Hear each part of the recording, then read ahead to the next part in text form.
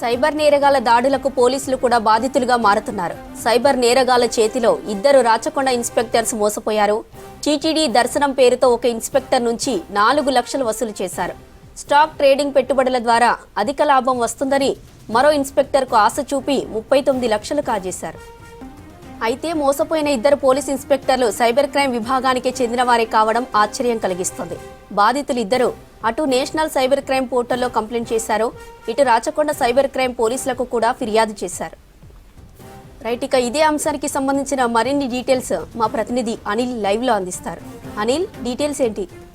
Cyber crime నేరాలను అరికట్టే అధికారులనే target చేశారు సైబర్ క్రైమ్ పోలీసులు. సో ముఖ్యంగా సామాన్య ప్రజలనే కాకుండా ఆ యొక్క కేసులను అరికట్టే అధికారులపైనే నిఘా పెట్టారు. సో వారినే ఈ సైబర్ మోసాలకు గురి చేస్తున్నారు. తాజాగా హైదరాబాద్లోని రాచకొండ కమిషనరేట్ పరిధిలో ఉన్నటువంటి ఇద్దరు ఇన్స్పెక్టర్లను కూడా వారి సొమ్మును కాజేశారు. గతంలో అంటే మనకు గత కొన్ని రోజుల క్రితం కూడా సైబర్ క్రైమ్ ఇన్స్పెక్టర్ ఇదే కేసులకు సంబంధించి సైబర్ నేరగాలకు సంబంధించినటువంటి కేసులను ఛేదించే ఇన్స్పెక్టర్లను అధికారులనే టార్గెట్ చేస్తున్నారు. అందులో టీటీడీ యొక్క వెబ్సైట్ ద్వారా ఒక ఎవరైతే సైబర్ నేరగాడు ఉన్నారో సో అతను టీటీడీ వెబ్సైట్ నుండి నేను రిటైర్డ్ అదనపు ఎస్పీగా ఉన్నాను, సో ఇతను మీకు కావాల్సినటువంటి టికెట్లు కానీ విఐపి టికెట్స్తో పాటు వసతికి సంబంధించి కానీ తర్వాత ప్రయాణానికి సంబంధించినటువంటి విమాన టికెట్లు కానీ ఇవన్నీ కూడా సులభతరం ఉంటాయి. సో నేను ఇచ్చేటువంటి లింకు ద్వారా మీరు అన్నీ కూడా ఓపెన్ చేసుకోవచ్చు అంటూ కూడా చెప్పాడు. సో దాదాపు 4 లక్షల వరకు కూడా అతన్ని నమ్మబలికి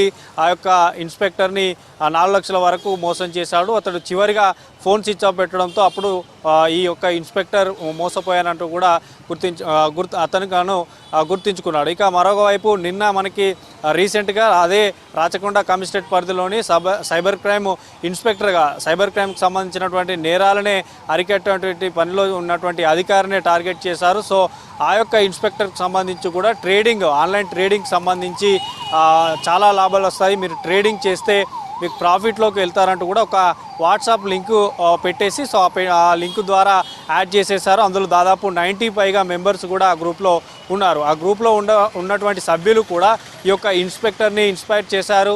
సో లాభాలు వస్తాయి, ఎక్కువగా ట్రేడింగ్ చేస్తే మేము కూడా చాలా లాభాల్లో ఉన్నాము, చాలా అసెట్స్ కూడా మేము సంపాదించామంటూ కూడా అతను నమ్మబలికారు. అతనికి అన్ని విధాలుగా కూడా నమ్మించారు. సో దీంతో 5,000, 10,000, లక్ష ఇట్లా దాదాపు 39,37,000 పైచిలకు కూడా అందులో ట్రేడింగ్ చేశారు. సో అప్పటి వరకు కూడా విత్డ్రాల్ ఆప్షన్ చూపెట్టింది. సో ఇంత అమౌంట్ ఒకేసారి అంటే దఫల వారీగా పెట్టడంతో సో ఒకేసారి ఆ విత్డ్రాల్ ఆప్షన్ అనేది తీసేశారు. సో అప్పుడు అర్థమైంది ఈ యొక్క ఇన్స్పెక్టర్కి సో విత్డ్రాల్ ఆప్షన్ ఎందుకు పోయిందంటే అది సైబర్ నేరగాళ్ళు పూర్తిగా కూడా ఇటు కొంతమంది తెలుగులో మాట్లాడారు, ఇంగ్లీష్లో మాట్లాడారు, అందులో ఉన్నటువంటి సభ్యులంతా కూడా సైబర్ నేరగాళ్ళే. సో వారందరూ కూడా ఈ ఇన్స్పెక్టర్ని పూర్తిగా కూడా ఇన్వెస్ట్ చేయాలని చేశాడు. చివరిగా విత్డ్రాల్ ఆప్షన్ వెళ్ళిపోవడంతో కంగు తిన్నాడు. సో ఇది మొత్తం కూడా సైబర్ నేరగాళ్ళ పనే అని కూడా నేషనల్ సైబర్ పోర్టల్లో ఇద్దరు ఇన్స్పెక్టర్లు కూడా ఇప్పటికే ఫిర్యాదు చేయడం జరిగింది. అటు అదే పోలీస్ స్టేషన్లో పనిచేస్తున్నటువంటి సైబర్ క్రైమ్ పోలీస్కి సంబంధించినటువంటి